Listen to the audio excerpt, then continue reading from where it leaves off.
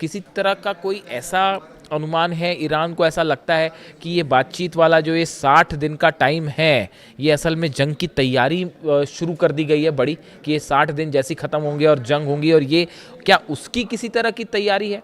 ये देखिए तमाम सवाल हैं, ये आप अगर पूरी पिक्चर को जोड़ के देखें, देखिए चाइना का डेलीगेशन भी वहाँ गया। चाइना की तरफ से क्या बयान आया है कि किसी भी सूरत में हॉर्मूज अब फिर से बंद नहीं होना चाहिए और अमेरिका को जितनी शर्तें हैं उसका पालन करना चाहिए। यानी हॉर्मूज को लेकर चीन वार्निंग दे रहा है, उधर से रशिया जो है वो बता रहा है कि भाई जीत हुई है और अमेरिका की हार हुई है, वो भी इस बात को लेकर कंसर्न है कि हॉर्मूज का क्या होगा। दूसरी तरफ आप देखो कि अरब देश जितने हैं, इस पर भी बड़ा डेवलपमेंट है कि अरब जो देश है, कई अरब देशों ने इस तरह की खबरें हैं कि खासतौर पर सऊदी ने जो है वो डोनाल्ड ट्रंप को अपने एयर स्पेस का, अपनी ज़मीन पर हमले करने के लिए इजाज़त देने से मना कर दिया है कि भाई हम आपको ईरान पे हमला करना है आप करो, इसराइल को जो करना है करे, लेकिन हमारी ज़मीन का इस्तेमाल नहीं होना चाहिए। ऐसी खबरें हैं कि मोहम्मद बिन सलमान ने जो है, और इसी की वजह से डोनाल्ड ट्रंप को जो दूसरी बार ऑपरेशन शुरू करना चाह रहे थे डोनाल्ड ट्रंप, वो उसको आगे नहीं कर पाए, जबकि ट्रंप की कई बार मोहम्मद बिन सलमान से फ़ोन पर बात हुई, लेकिन वो इस बात को लेकर क्लियर था सऊदी की अगर अब की बार जंग होगी तो हमारे पर बुरा अटैक होगा, और सऊदी नहीं चाह रहा था कि फिर अब वो रियाद पर मिसाइलें बरसे और तमाशा हो फिर तमाम। तो देखिए हालात ये हैं कि जो अरब देश हैं, ये अरब देश भी तैयारी में जुटे हैं, लेकिन इनकी तैयारी डिफेंस सिस्टम को मजबूत करने की है। तो डिफेंस सिस्टम क्यों मजबूत किया जा रहा है कि भाई ईरान से मिसाइलें आए तो उसको रोका जाए। अब ईरान से मिसाइलें आए उसको रोका जाए, यानी कोई इस तरह का प्लान है कि भाई अमेरिका या इजराइल फिर से हमला करेंगे और हमने बचने के लिए अपना, देखिए वो तो आप हमला अरब देश करें ना करें, लेकिन वहाँ बेस है अमेरिका का, तो मिसाइल तो खाना तय है, वो मिसाइल खाएंगे, इसमें कोई शक नहीं है।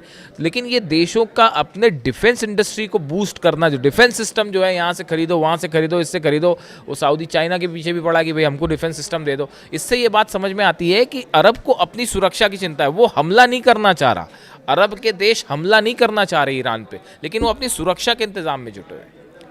तो देखिए पूरा डेवलपमेंट ईरान का स्ट्रैटेजिक मूवमेंट, एक तरफ तो जनाजा वाला जो है वो तस्वीरें हैं वो तो जो सामने हैं, लेकिन इसके साथ ही बड़ा सेना का मूवमेंट, बोट्स का मूवमेंट, न्यूक्लियर सेंटर के आसपास डेवलपमेंट, पर्दे के पीछे बड़ी तेज़ी से खेल जा रही है साहब। ऐसा नहीं है कि चीज़ें शांत हो गई हैं।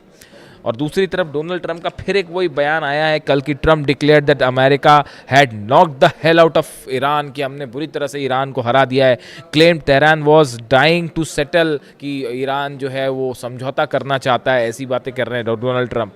और ये भी कह रहे हैं कि US had given Iran a week off for a funeral, कि हमने जो है वो अली खामेनी साहब के फ्यूनरल के लिए जो है, डोनाल्ड ट्रंप खामेनी साहब नहीं कहेंगे, उन्होंने तो फ्यूनरल शब्द का इस्तेमाल किया है, वो तो मैं कहता हूँ इसलिए कह दिया मैंने, मतलब वो कहा मैंने। देखिए डोनाल्ड ट्रंप ये कह रहे हैं कि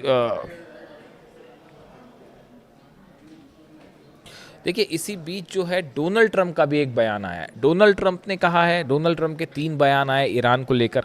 उन्होंने कहा Donald Trump declared that America had knocked the hell out of Iran, उन्होंने कहा कि हमने जो है ईरान को बुरी तरह से हरा दिया है। दूसरी बात उन्होंने कही कि ही claimed Tehran was dying to settle, कि तेहरान जो है ईरान मतलब MOU साइन करना चाहता था और समझौता करना चाहता है, इस तरह की बात डोनाल्ड ट्रंप ने कही। और तीसरी बात कही कि हमने जो है ईरान को हमने जो है 1 हफ्ते का टाइम दिया है फ्यूनरल के लिए।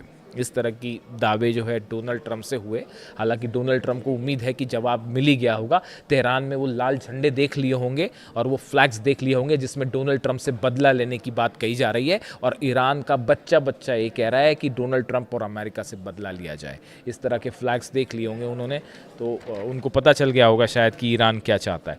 देखिए अभी हालात ये है कि फ्यूनरल प्रोसेस है, उसके बाद इस पूरे मामले में एक बड़ा टर्न आ सकता है, बड़ा परिवर्तन आ सकता है। एक तरफ रूस के बयान, दूसरी तरफ चीन के बयान, ईरान की अपनी तैयारियां, दूसरी तरफ इजराइल जो है वो लगातार लिबनन पे हमले कर रहा है, गजा पर हमले जारी हैं, सीरिया में भी तनाव देखने को मिल रहा है, उधर यमन और सऊदी भी आपस में भिड़े हुए, हुती और सऊदी के बीच में भी तनाव है। ऐसे में एक बार फिर ऐसा लगता है कि अली खामेनी साहब के फ्यूनरल प्रोसेस के बाद एक बार फिर मामला जो है वो एक बड़ी जंग की तरफ आगे बढ़ सकता है। खैर इससे जुड़ा जो भी अपडेट होगा वो मैं आप तक पहुंचाऊंगा। वीडियो कैसा लगा कमेंट करके ज़रूर बताएं। Thank you so much.